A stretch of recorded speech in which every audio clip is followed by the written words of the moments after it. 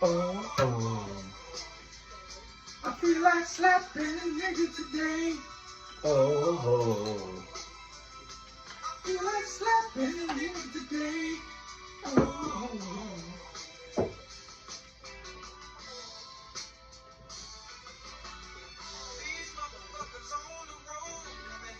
I love this track. It's called I Feel Like Slapping an N on the old YouTubes. It's got that 82 soul, but it works in like references to like the modern day. Yeah.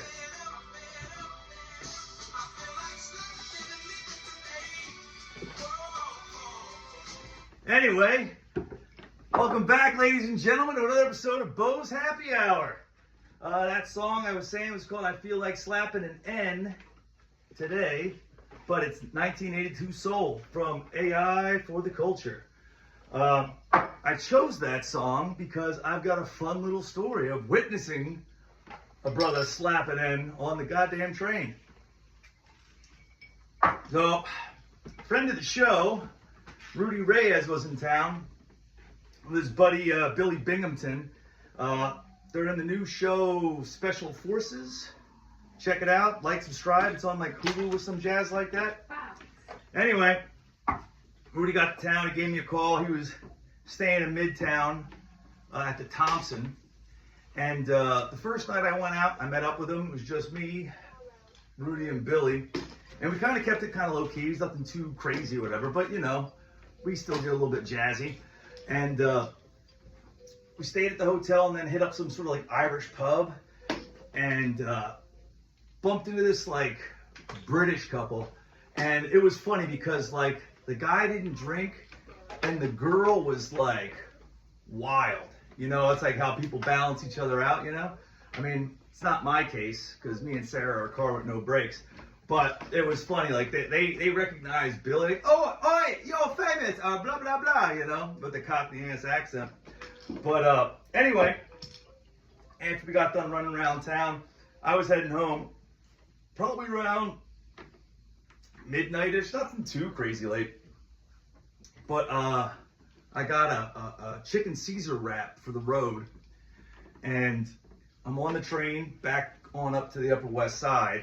And I walk onto the car, and there's a motherfucker spread out on the bench.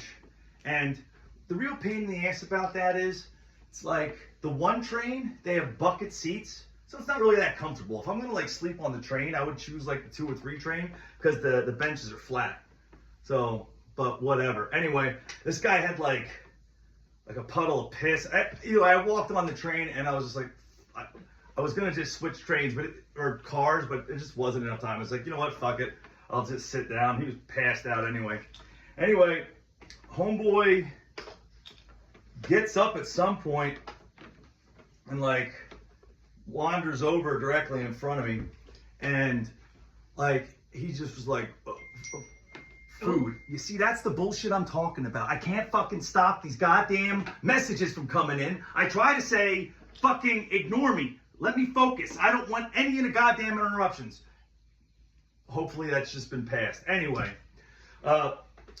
so motherfucker gets up, shuffles in front of me, and like just like grunts like food. So I'm like, here dude, here's half my wrap or half my sandwich.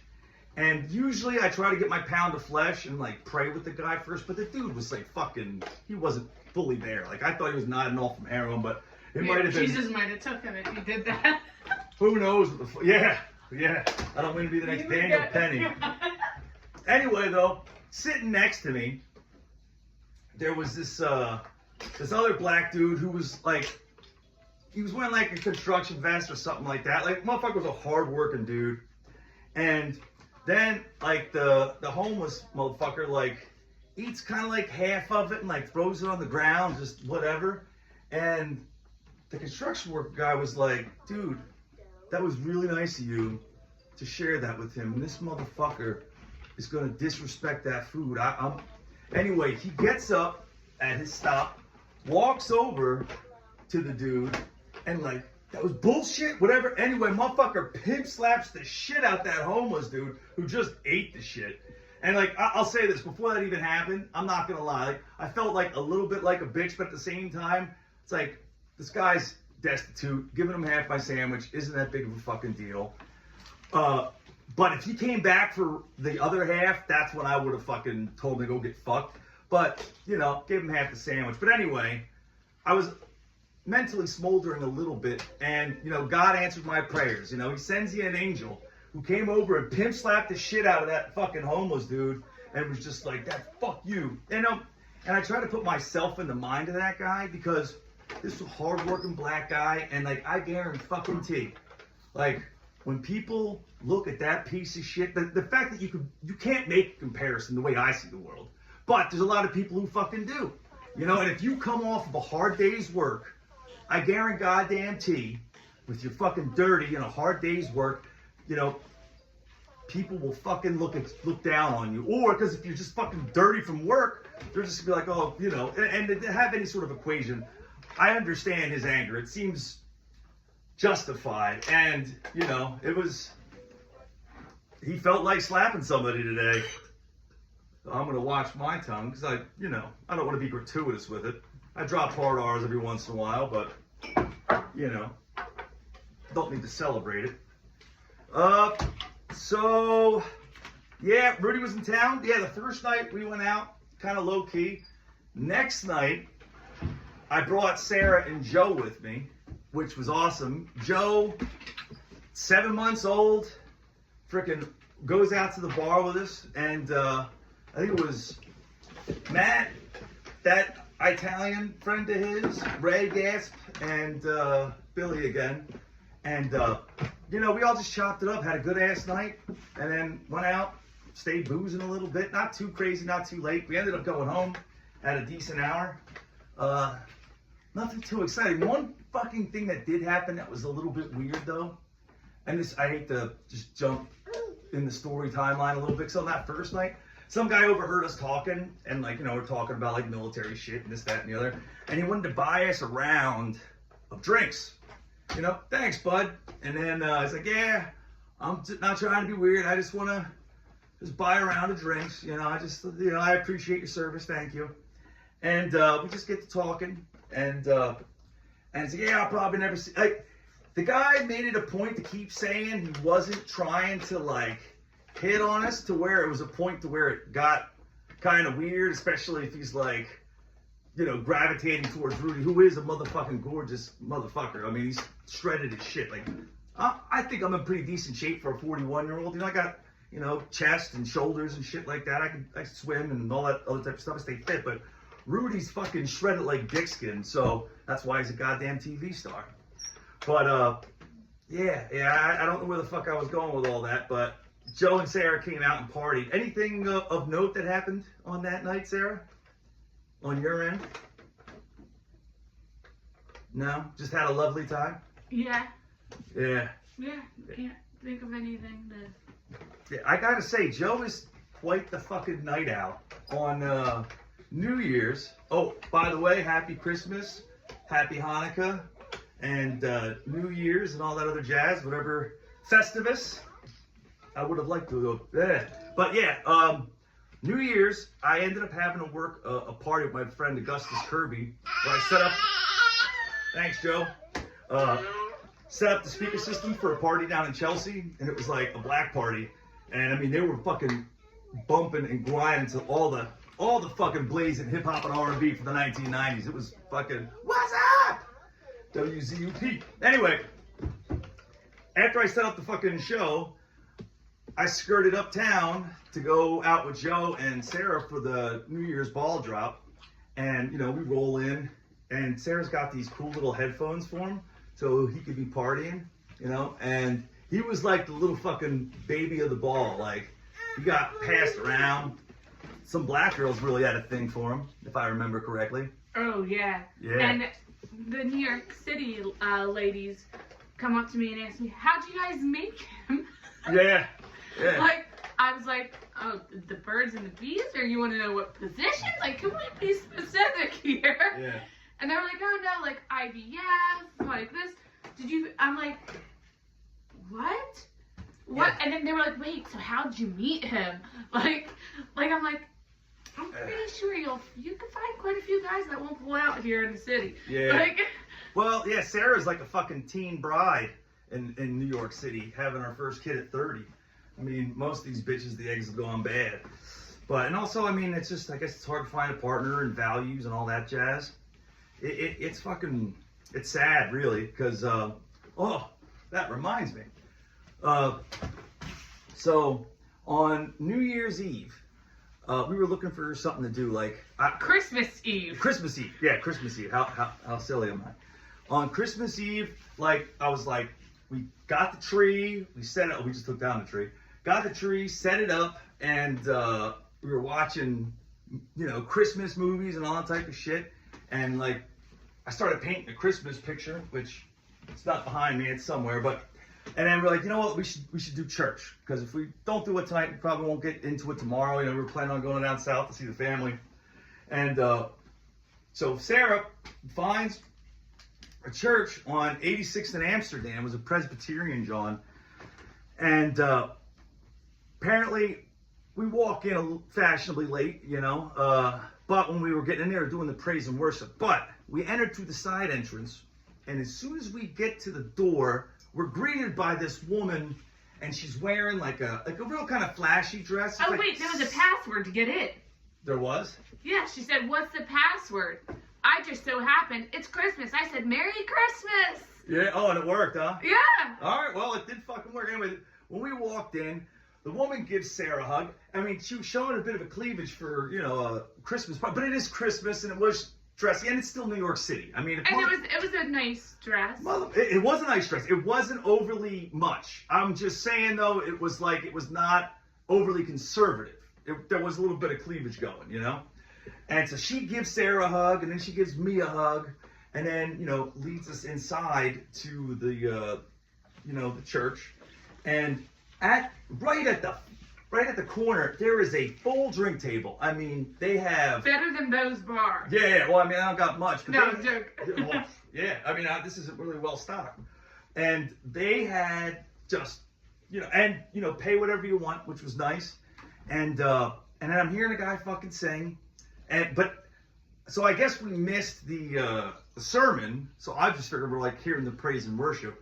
And as I'm hearing the song, guy with a guitar, white guy with a guitar, and I'm just like, you know what? I went over to talk to the MC. I was like, you know, I got a fucking Christmas song for you if you want to hear it. And he was just like, all right, cool, man, you're up next. So, did I sing it? Did I stay Fidelis in the last episode? Did I sing it all? I don't think you sang. I don't know. Well, my throat's a little dry, but I'll give you a quick rendition of what I did because we got fucking time to get. We got the happy hour going. Oh.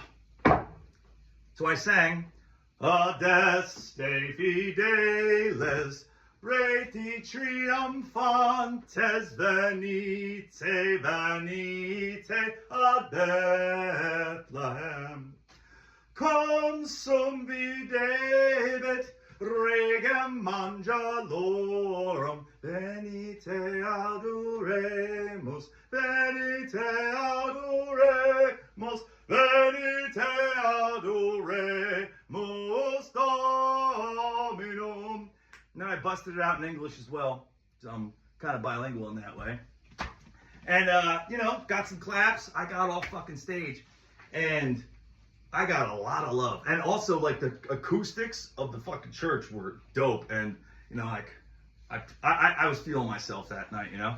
But, you know, the Lord blessed me with a beautiful voice, and I shared it with the congregation. Although the congregation was made up mostly of, like, it looked to be homosexuals, some Jews, and a tranny. Which, hey, that's exactly where those people need to be, you know, in the Lord's house. So that's not shade, that's just... that was who was there. And as the night continued to go, like, I went over, like, they had food in the back, and I went over, I got some food, some guy comes up to me, he's like, do you just sing, like, Christian songs and stuff like that? I'm like, yeah. Next group of people get up and sing, and, like, this was not anything affiliated with the church, or so it came to be seen, because as the night got on, the one woman who was working the bar told me that she was Medusa twice, and she was like late 70s from like England or some shit, and like she was kind of throwing it at me, and the girl in the fucking dress was definitely throwing it at Sarah because she like every fucking weird group that Sarah finds online always seems to be some weird sex cult that somehow slips in. A painting club, a running club, a fucking, I don't know. Mom club. A mom club. Everyone, like if you need to get laid, have Sarah find you something to do and you will find it. There is something going on. It's a little bit crazy. So, yeah, it wasn't exactly a real, I guess the fucking church just rented out the space, and like I said before. No, the flyer said a service. Yeah, I guess this, like There's I said, service that they were offering. Yeah, the service they were offering was, full release. But all things considered, it was a lot of fun. I mean, and then they wanted us to come back, and like that one old broad I was telling you about was trying to get it in with me. Like, she wanted me to go back up and sing. They ended up strong on me to get back up to do, I did another song. I did since they weren't really fucking making it about Jesus, the second song, it was more my family song. It's called The Nonsense Song, which, hey, you're in for a treat. I'll sing it right now. Oh, I was born one night, one morn, when the whistle went boom, boom. You could bake a steak or fry a cake when the mud pies are in bloom. Oh, does 6 + 6 make 9? Does ice grow on a vine? Is old Black Joe an Eskimo in the good old summertime? And loop-de-loop in the noodle soup just to give your socks a shine. I'm a guilty judge, I ate the fudge. 3 cheers for old Lang Syne. Where can I tell a lie? I hawked an apple pie. It was on a tree beneath the sea above the big blue sky. And if Easter eggs don't wash their eggs, their children will be ducks. Bow wow, I'd rather buy a lemon pie for $47 too much. Way down in Barcelona, I jumped into a phonio, and that was all baloney. Caloos can blow your horn, toot toot. So yeah, so that was the other song I did for the congregation of people. And then at that point, we were like, all right, let's get the fuck out of here and go home. And did we watch another Christmas movie or we just go to sleep? Oh, you know what I ended up doing?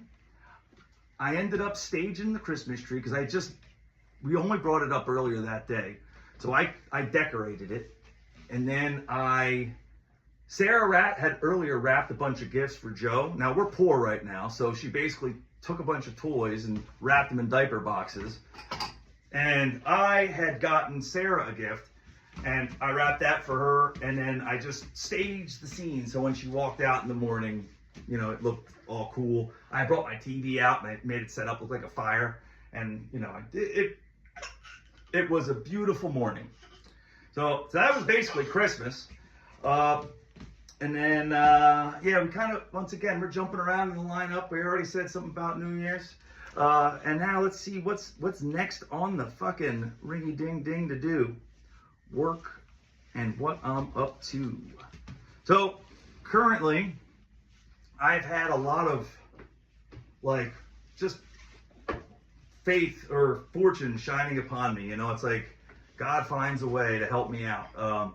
And I'm currently working on a project where I'm training the security guards, the perimeter security guards at Kennedy Airport. But I'm developing a course, making a slideshow, and trying to come up with an evaluation method to train, to basically develop a corporal's course for the dudes over there. And I've been working on it the last 2 weeks, and everything's due. I have to knock that out by Friday. And once that's done, and just roll into the next thing. And the next thing is I'm going to be doing some sort of construction project between New Jersey and New York. And it's a 12 hours on, 12 hours off shift for 30 days straight. It's going to be a motherfucking kick in the dick. But I'm going to make a fucking grip of cash. And I'll just be floating around because now I found it very difficult to find a job with my resume, which is kind of surprising. I have a fucking Ivy League degree. I was a special operations dude for hell of a long time, and I also worked for government in the way I'm not allowed to say.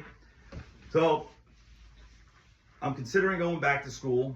the two things I'm looking at is I'm going to go either do a master's program at Harvard or a master's program at the University of Miami.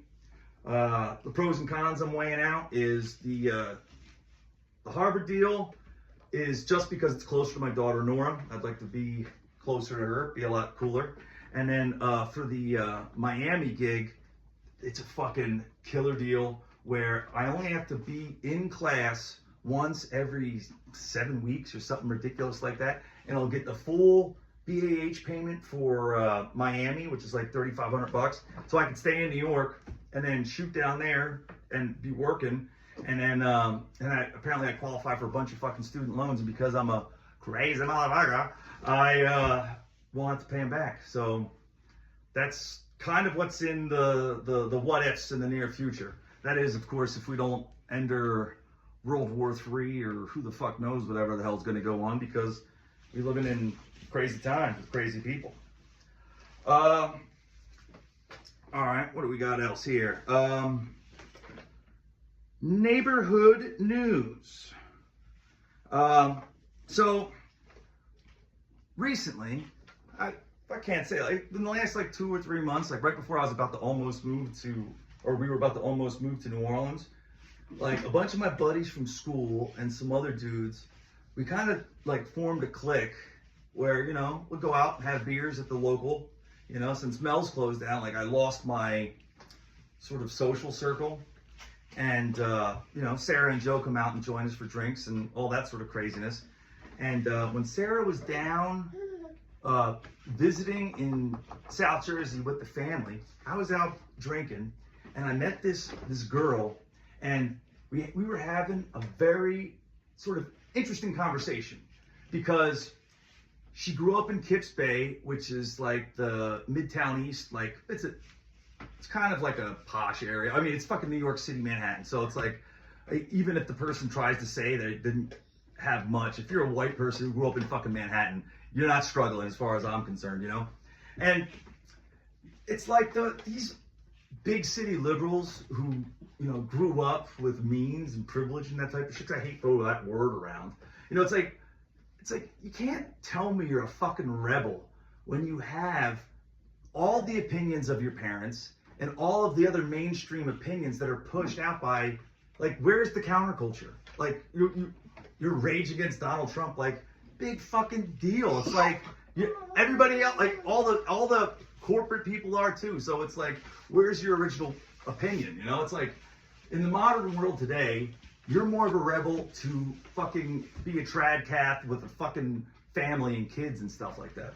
But it was interesting because there was a couple points in the conversation that I found to be really interesting. Like one, she was so like hated Trump, you know, and the one bit of kryptonite I have against people who are hard on the left, who hate Trump, is I've got no problem fucking calling that guy as I see him. Like, it's like, you can make, I'm no sycophant, you know? It's just like, and I just said, it's like the one thing I absolutely love, well, there's a few things I love about Trump. First and foremost is that the fact that if the goddamn government and the media is spending all their times going to war with him, we're not fucking facing our guns outwards and going to war with the rest of the goddamn world. The harder, government works best when it's not working at all, as far as I'm concerned. That's like the number one thing. Two, and this is something where I actually really hit her and she kind of clicked with it, I was like, that motherfucker is a narcissist. And because I know that he loves himself more than anything else in the fucking world, is that I know that, like, he will do what will be the best for the country, not necessarily for the sake of the country, but for the sake of his legacy. And for the fact that, like, people, like, it's self-serving, but it's self-serving in a direction that's fucking positive, you know? And, like, she kind of jived with that. And the one thing she told me that, like, kind of took me back, and I think it was more of a statement against herself and I guess her side, was she tried to make the claim that, you know, people won't vote for a black woman. And to be honest, I feel like that's more projection than anything else. Because here's the thing. there's not one motherfucking person who can honestly tell me that they were really jazzed about Kamala Harris. And if you are, it's like, then you were jazzed about fucking Joe Biden. I mean, let's be fucking serious. So it's like her projection of like the fact that she had to have that candidate and was willing to jump on board. It's like she's basically saying, because I'm willing to vote for her, but you're not willing to. It's because that's a fault on you and it's because she's black. No, it's because, I just can't relate to somebody who grew up in a middle-class family. It's like, and just had like no depth as a person. Like that first debate or that debate she had with Trump where people say she won. The only reason why she won is because she was able to string together a sentence. Now, I will say this, to her credit, the smartest thing she did in that debate was when they brought up immigration, she said something about the fucking crowds of Donald Trump, and he had to spend 5 minutes fucking defending the crowds that show up to his rallies, which it's just that, like I said, the guy's, he's such a fucking narcissist that he can't help himself. So, and now, but also with that accusation, I try to take any sort of accusation made against me. No, she was like saying it directly to me, but still the accusation as it stands for as itself, it's like, can I support a black woman for president? To be honest, I don't really like anybody who wants to be in fucking charge, and then, but at the same time, I have to think of like different black women who are in the limelight, and to be honest, like, I don't really know of too many female black leaders that are, and that's not because I feel they're oppressed, it's because black women, I guess, are 6% of the country. And, it's just the way demographics and weird shit like that happens. It's like,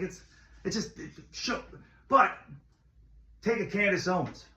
To be honest, even though I might overarchingly, agree on some of her politics, like, to be honest, she comes off as like a bully and is too pushy or whatever. It's like, I don't really like the way she really fully presents her ideas, even if I necessarily agree with them. Like, I see her in debates and I'm just not a fan.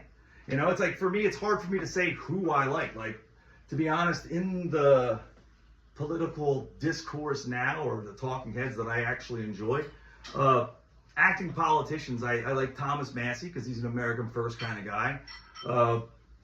Rand Paul, but Ron Paul is my motherfucking #1 OG. I vote for him right now. But in terms of like political commentators, I love motherfucking Dave Smith. That dude is, he's libertarian, Ron Paul, sort of conservative, But the thing that I like most about him is I see him on panels and he is willing to hear the other person and can also respect their position, even if he doesn't agree with it, So, and he will not go after you in like a sort of an ad hominem sort of way unless you fucking bring it to him, and then he will crush you.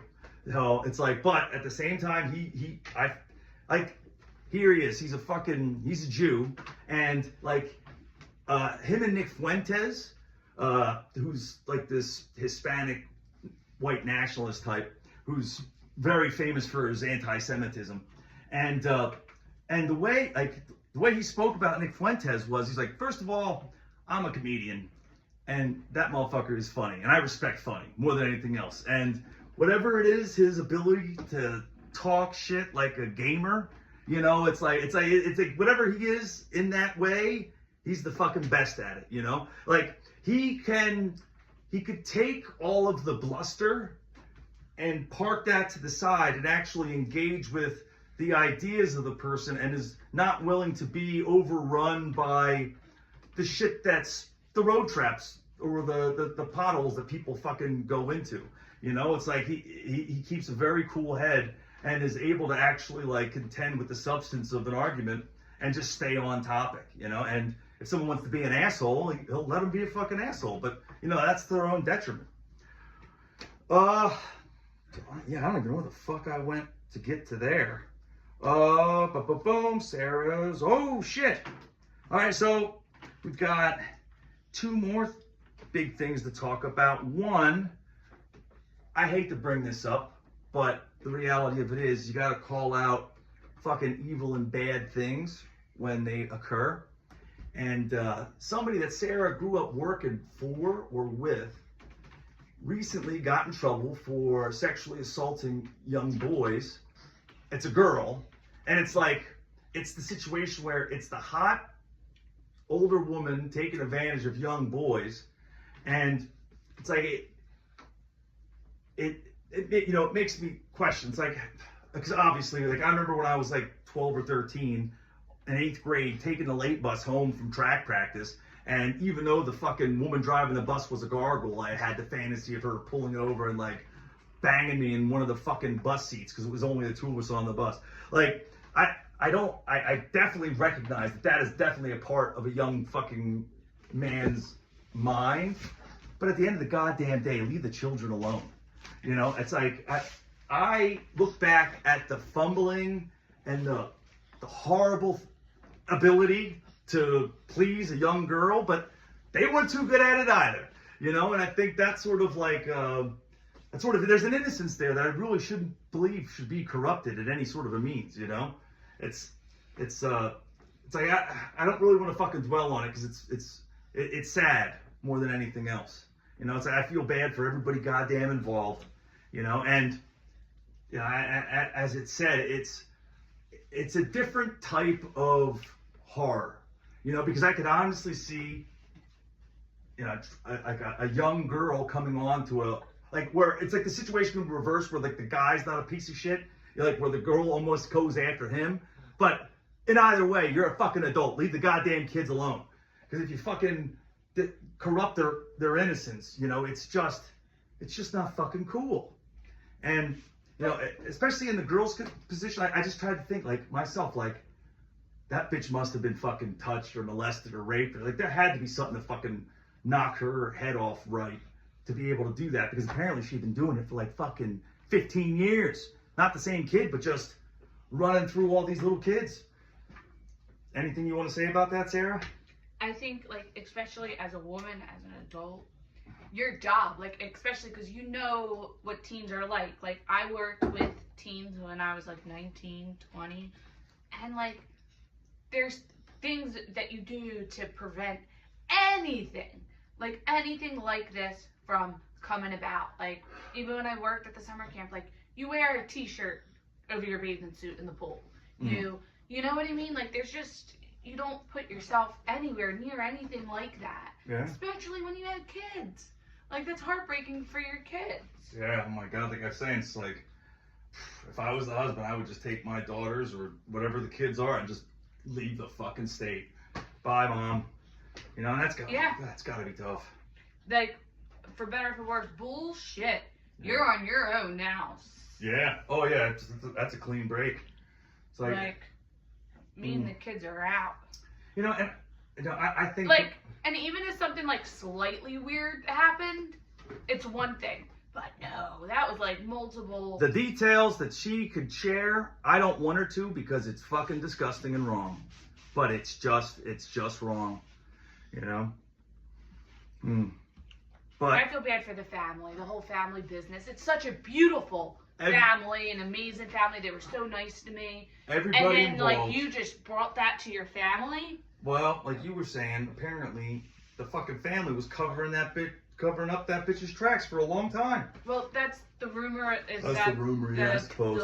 Because they have millionaires, that a kid was paid off way years ago. Yeah. Ain't that a thing? I mean, shit, if after I heard that even one of my friends hooked up with her, I would just lie and just try to shake the bitch down for a new bike or a pair of sneakers, you know? Like, hey, I know you suck my buddy's dick. Give me money, you know? Yeah. Or you can suck mine and give me money. Oh, well, I was never that cool, and I still am not. All right, moving on. Conspiracy theories. Man, oh fucking man, there is quite a bit. So right now, God bless all the people who are dealing with the fires out in Los Angeles. Right now, there's a United States Marine, Jeff Carzales, who served the 1st Recon Battalion for the invasion, served in Eric Kucker's team. He's a stand-up comedian, chuckle, chuckle, chuckle, and also a craftsman, like a handyman, does welding and all sorts of other shit.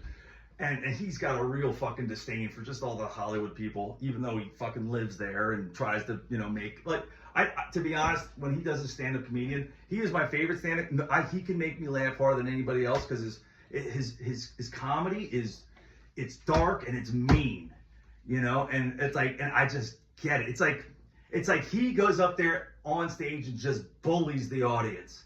It's like it's just something really rewarding about seeing it. But I mean, sorry, Jeff, if you think I'm misrepresenting your comedy, but motherfucker is hilarious. Anyway, here is this motherfucking bully who's just this South Texas Mexican, and like he is motherfucking he is the Grinch, or so you would think, because I mean, but he's got the heart of fucking gold. Ever since the fire started, he went off. He helped us rescuing people out of buildings up in fucking the Palisades. Came on and was like just doing volunteer shit with the firemen. Him and his dog Moco. His one truck he drove up there got fucking destroyed in one of the fires. Like, I can't say enough. Like Jeff, I mean, he's a real, well, he's not a son of a bitch because he's from a beautiful family. I mean, he's a real prick, but he's got a heart of gold, and fucking 5 booms for motherfucking Jeff Carzales. But the conspiracies, what's it about? Well, that's why I was wearing my secret Jewish Space Laser Corps shirt. I'm from the Goyim squad, Mazel Tov. I was hearing that, it's like, direct energy weapons, because it's also taking out the Palisades, which is like the nicest fucking town, where a lot of those houses, it's like people bought them in the 70s and nobody just moved. Like I have a friend, his family bought a fucking house in the Palisades in like 76 for like 130 grand, which back then that was a lot of money. But now it's probably worth 5 million or something plus. And it's fucking gone. It's like that neighborhood was like a fucking Mayberry type of a situation. So it's super prime real estate, absolutely fucking wiped off the goddamn map. And the trees are still going. It's like the house burns down, but somehow there's trees with leaves on them, And then same thing happened in Maui. So and also things that are blue didn't fucking burn up. So one of the conspiracy theories I had heard was that, direct energy weapons, I don't know if it's Jewish space lasers, but direct energy weapons that are just like knocking out prime real estate that are going to get bought up, and then apparently the area is going to get remade into a quote-unquote smart city, like a 15-minute city. Like if you've ever heard about that. I'm not going to go delve into any of that sort of conspiracy shit now, because I don't know how to properly express how all the conspiracy kind of shakes out. But that's one of the conspiracies I had heard. Sarah had a fun one. Sarah, you mind sharing that, or you gonna scream? Yeah, I was, so Diddy's house was supposedly supposed to be like investigated and searched or some searched shit on Monday. So, and apparently that burnt to toast. Yeah. So possibly, hiding some names and some lists. Or fucking just evidence of some sort of another. I mean, the oil's awfully flammable. Yeah. Well, I don't know if baby oil's flammable, but maybe. I heard, oddly enough, that motherfucking Luigi Mangione, the Italian. I don't think I touched on this the other day, but if I did, I'll just recircle back. The whole thing about that shit just seemed weird in this regard, because motherfucker, he was staying at the hostel that's on 92nd Street in Amsterdam, which is, it's not a stone's throw unless it was back in 85. But, like, the guy who I saw fucking execute that dude in the street, when his gun jammed, the shooter didn't. Just instant remedial action, bang, and went into it. And that is motherfucking, like, that's skill and training. And then also, it's like, it looked like the one picture, like, of the guy who was shooting, like, that just didn't look like the same face. Because I saw when like Luigi dropped his mask, he has like gay face. Like the other motherfucker looked hard as shit. So I don't. Oh, but the reason why I bring that back up, because I definitely think I brought that up the last time, was this is fucking Instagram conspiracy, but apparently they found a tunnel underneath the owner or the guy who got killed's house that was under a rug. I don't know how much fucking legitimacy is to this, but like this is total probably fake news. Who knows? Fact check me if you will. But I had heard they found a fucking tunnel underneath motherfucker's house, and there was something else that was linking him to that motherfucking Guido. So that's another conspiracy. Is there any other fucking conspiracy that are worth fucking mentioning or popping around? Not that I can think of. Well, I will say this. I'm sure we have a million other. This is me just fucking throwing one out there. It's these fires, right? Just like the motherfucking, there was people lighting them and incompetence at the highest level that allowed them to fucking go. And it's like, I don't know, it's necessarily deep state within our own bit. It's like, but the people lighting the fires, that seems like, if right now, let's just be honest with ourselves. We are fighting a proxy war against the fucking Russians in Ukraine. We allowed fucking armed missiles to get fired by the Ukrainians into Russia. To think that the Russians are not doing anything to try to fucking subvert or destroy shit in our country, you'd have to be retarded. So, like, the boat that knocked out that bridge in Baltimore, boom, that's one. The train derailment in motherfucking East Palestine, Ohio, boom, that's another one. Like, it's like soft infrastructure hits that do maximum damage with little physical casualties to the general populace. So that way it's like, it's not an overt act of war. Because what you can do is just pay a motherfucker, hey, homeless guy, here's $1,000. Go set fires, you fucking light a fire and it gets going, come back, I'll give you another $1,000, you know? Or I'll give you a motherfucking bullet. You know, it's like if I'm the bad guys, you know, if that's what I'm doing. So the concept of these fires, A, being lit or started, like I could see that being done by a foreign actor, but our inability to fucking properly take care of them, that is a failure in regards to our, you know, our institutions. Yeah. I remember when I was big into Jordan Peterson, and like, I still love the guy, and like, he really helped propel me to where I am today.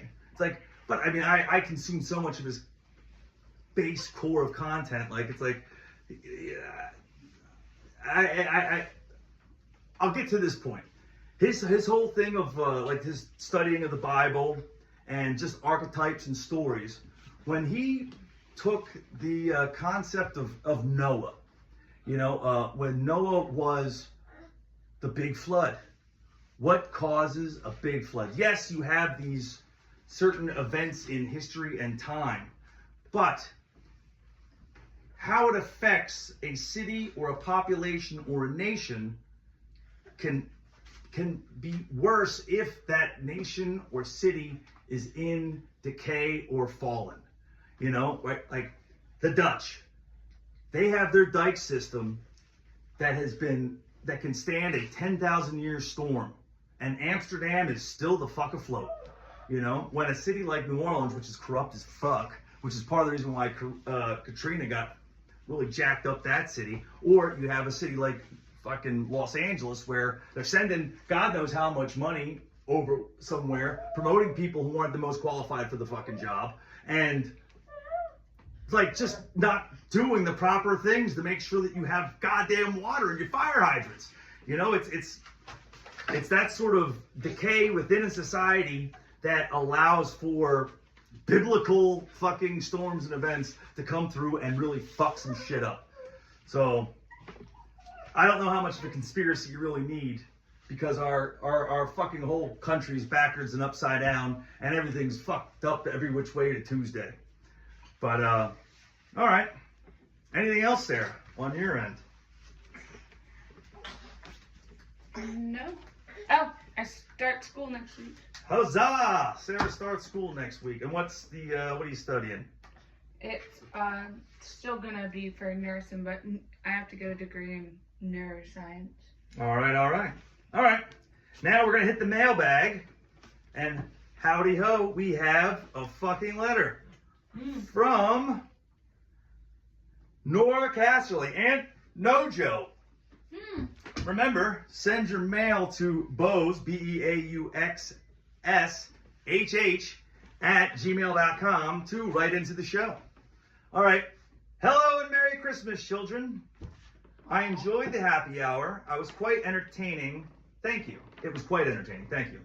It was good to hear that you feel at home in your apartment. I can't remember you saying you couldn't wait to get out of New York, but now you sound like you feel at home. That's good to hear. I was happy to hear Sarah's beautiful voice and also little Joe Casserly. He sounds scrumptious. You have to post some pictures of him sometime soon. Will do. I'll drop it on the family chat. I moved into a new apartment. I am now in the 6th floor apartment complex on Frenchman Street. If you know where the jazz clubs are in New Orleans, I now live above them. I really like it here a lot. I have a great view of the river. Did I hear you mumble something about coming to New Orleans?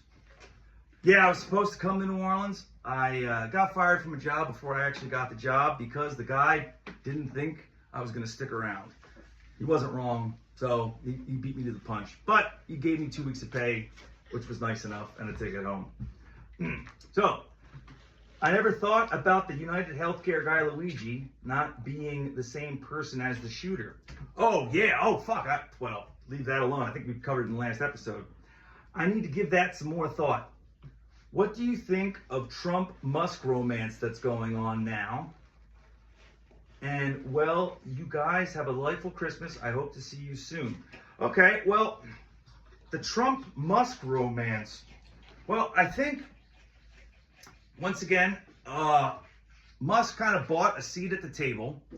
And it seems as though there's like a usurpation of like what that is. Like, Trump is the base of his movement is like is the working class. Like they've already crunched the numbers. Like 80% of the goddamn working class voted for Trump. He gained in every goddamn demographic. He won the majority of Hispanics. So it's like the thing about Musk that I don't want to say concerned about. Like from what he projects, it's like people want to love him, especially the conservatives, because I feel like they haven't had a champion in the big tech sector.